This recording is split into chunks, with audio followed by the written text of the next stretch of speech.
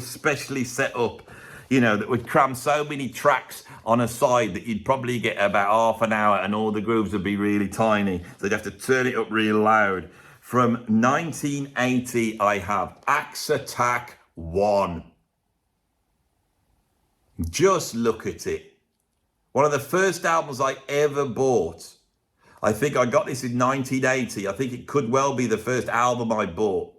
I then bought Ace of Spades and I bought The Police Regarded de Blanc. That's what I remember buying album-wise.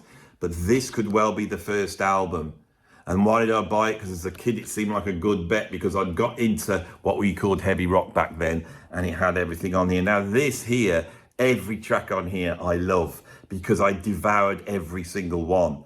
The bands on here, some of them I became obsessed with, including All Night Long. That was a hit for Rainbow in February 1980, and that was the moment that I moved from listening to like B.A. Robinson and Barbara Dickinson or whatever it was to listening to rock music. It was Rainbow that did it in February 1980. Looking magazine, which was a kids magazine, ran an article on heavy metal, especially the new wave of British heavy metal.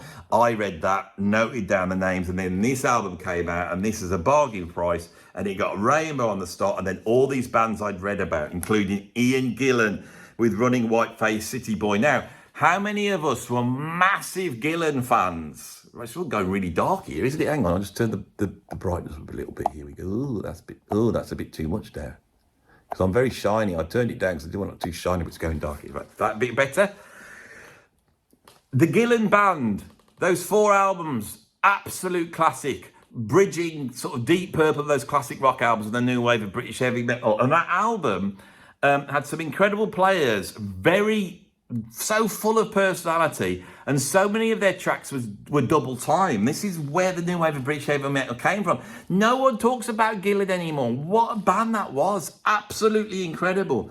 That's followed by Breaking the Law. I can remember watching that on Top of the Pops. Then we got Cat Scratch Fever by Ted Nugent. Make It Real Fantasy by the Scorpions. What a track. Race with the Devil by Girls' School. I love Girls' School. Nobody mentions them, but they were a brilliant band.